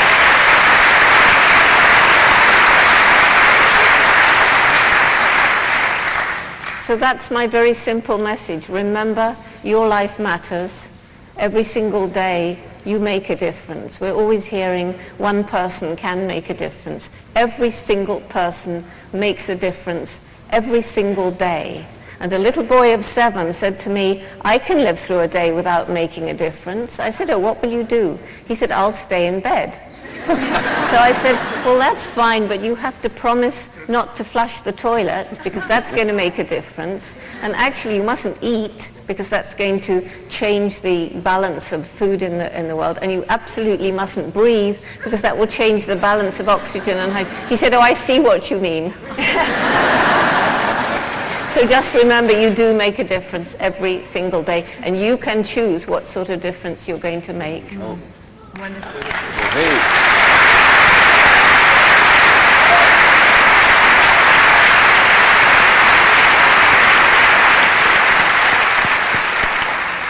So we're going to begin to close our evening with a ritual. So I ask that you all stay and participate. And we're going to begin with Phil, who has a special ceremony he'd like to do with Santiago that will include all of us. Yes. Mitaka Epi, in this reunion of the Condor and Eagle, which has been unfolding now for many, many years across the hemisphere. In fact, when Jane came and joined us, we had indigenous leaders from nation states with more than 60 million indigenous people who signed the reunion of the Condor and Eagle Indigenous Trade and Social Development Agreement and Unity Pact. And not all the leaders, but they're coming together and as a fulfillment here so we can symbolize this brotherhood, just like we made for this Hunka ceremony, made Jane a member of our family. And we told her, as my father used to say, my teepee flap is always open. So I told her she'd have to get a few extra bedrooms in her house because I've got the tribes coming to visit. I said my house is Gombe in the forest, so you're welcome. We'll have to go to Gombe. But what I wanted to do at this time is we prepared a sacred pipe in a special way prior to this so we can finish this. Ask my brother to come and join us. And Jane's sitting here, right here in this, you probably told him, is a condor feather. And so I want to offer my brother here an eagle feather. My father had an eagle he prepared, and Ellison Onizuka was given to him at a special time, and he carried that around the world 27 times. This was before he got blown up, and he donated that back to the American Indian Science and Engineering Society. So that eagle feather comes from that same eagle that went around the world 27 times. And we'd like to give that to him and like to share this sacred pipe with you. And when we blow out the smoke, they say, everybody has a little bit different tradition. They say that everything we've asked for and talked about here tonight, when that smoke is offered, and I'll offer it to my brother, all our prayers and dreams are answered. We must go forward in the same spirit and focus on that vision. As our people say, when the young people stop having dreams and visions of greatness, there is no more power. So as your vision is, so shall your power be. So as your faith is, so shall your success be. So we're just going to do this. We'll be finished And while you get it out, Phil, let me just produce this feather, because this is not the condor from the south. It's the California condor, but it comes from Baja, Mexico. So in a way, with this symbolic union of the condor and the eagle, here is a condor feather, saved from extinction by a group of people tackling an impossible task.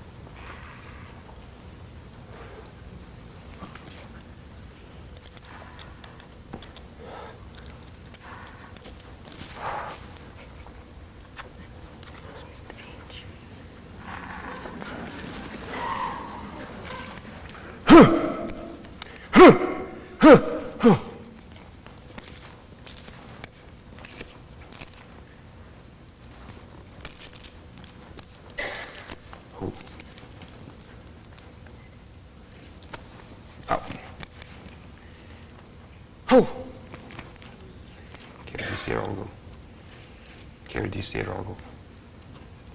Sí. Gracias por encontrarnos entre hermanos en este momento. Quiero que el ser superior, el ser protector de nosotros nos ayude para ir cambiando la conciencia en la gente de otro mundo, para que ellos vayan tomando la conciencia de respeto, amor hacia la selva y más que todo a los pueblos indígenas del mundo. Thank you for being our brother in this moment, and may the protector spirit, the Arutam, bring us all together for a better world. Hermano, estoy muy contento para estar contigo, mi hermano. Y estamos todos van a levantar como las profecías de la reunión de Condor y Águila y vamos por la montaña arriba. Sí, sí. Gracias. Very happy to be your brother in this moment, and let's climb the mountain together, all of us. Pílamelo. Hermano Janeiro.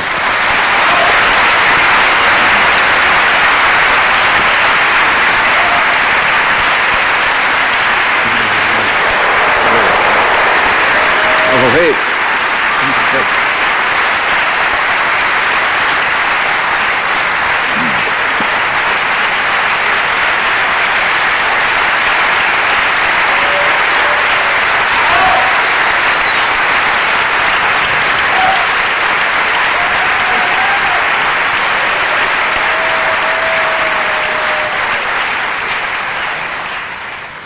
Now, if you can find your program, inside of your program is a bracelet woven by the Quichua people in the Andes for you.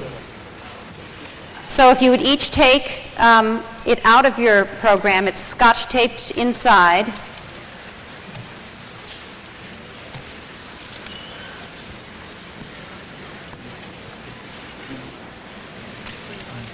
Hopefully everybody's found one. And I ask you to turn to someone next to you, behind you, or in front of you, and pick a partner. Okay, so just twos. This is going to be a dyad ritual process.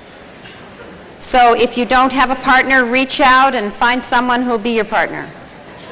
Okay, you'll notice that this bracelet, you just can't tie it on yourself. You have to tie it on another. It's impossible to tie it on yourself. It's just, I've tried it. You can't do it. You could with the audience. And I ask that you, just for a moment, close your eyes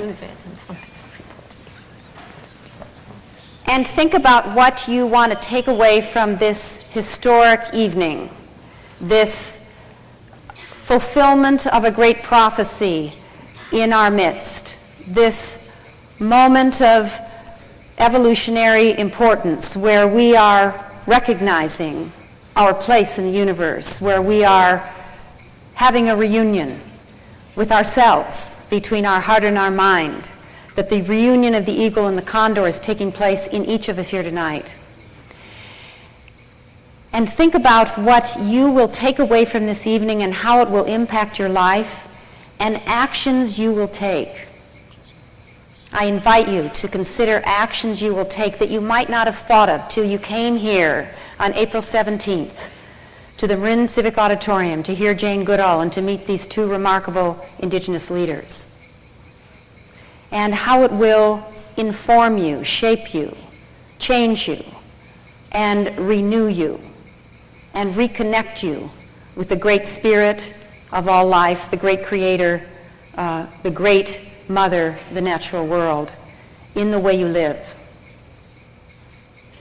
And how you and I are here at this time, not just in this auditorium, but in this life, at a critical time in human nature. And that our job is to hospice the death of the old cultures and structures and systems that no longer serve us. Not kill them, but hospice the death, the natural death of the unsustainable structures. Unsustainable means they will not last. That we hospice their natural death while we midwife the birth of the new structures and systems that are life-affirming, that are earth-honoring, that are born of the real truth of the interconnected nature of all life. The work of hospicing is the work of love. The work of midwifing is the work of love. And that's the job. And as you contemplate your role in that, open your eyes and turn to your partner and tie the bracelet that you have on their wrist. You'll have to do this one at a time because it takes both hands to tie in the bracelet, and tell them what you're taking away from this evening and something that you'd like them to know that you will do as a result of being here. So first take one turn and tie the bracelet onto your partner, and then take your turn and tell them what you're taking away from this evening and what you will do. This is much better the rest of my life than mine. And to work in my culture to change our ways so that they will no longer harm you, your people, together like that, or the natural world. It's empowering, and we need to realize there are more people out there helping along the path every day. Okay. And now, thank you very much for doing that. Wear this. The Achuar, the Quechua people, they don't take them off even when they shower. They wear them always. And people will ask you, what does this mean?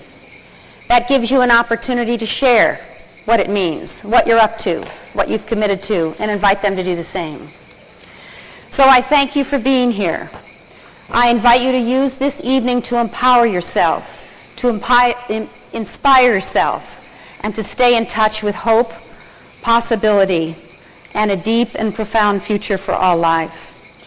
It's been our privilege to be with you, and we have one more thing to say before you exit and share with each other. If you need to wait in line to get your book signed or wait in line to get to the tables outside, share with someone you've never met before what you're going to do. Share what this evening meant to you. Be a tribe.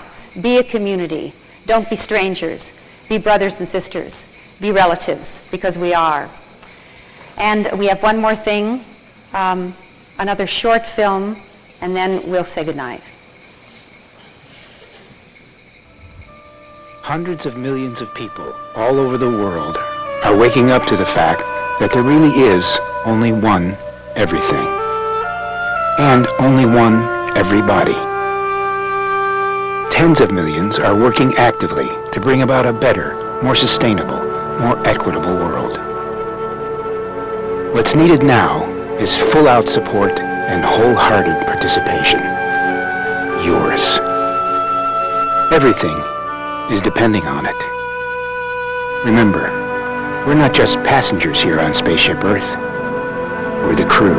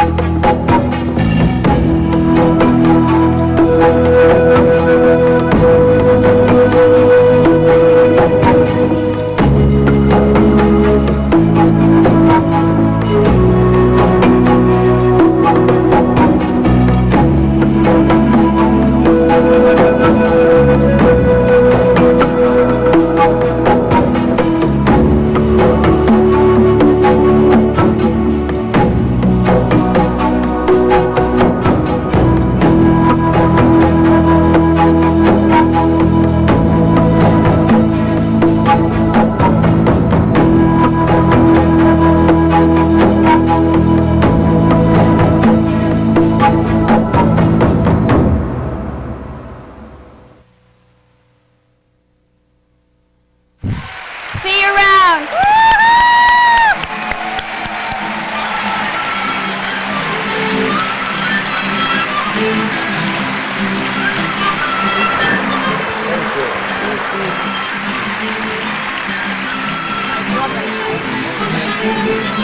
Thank you.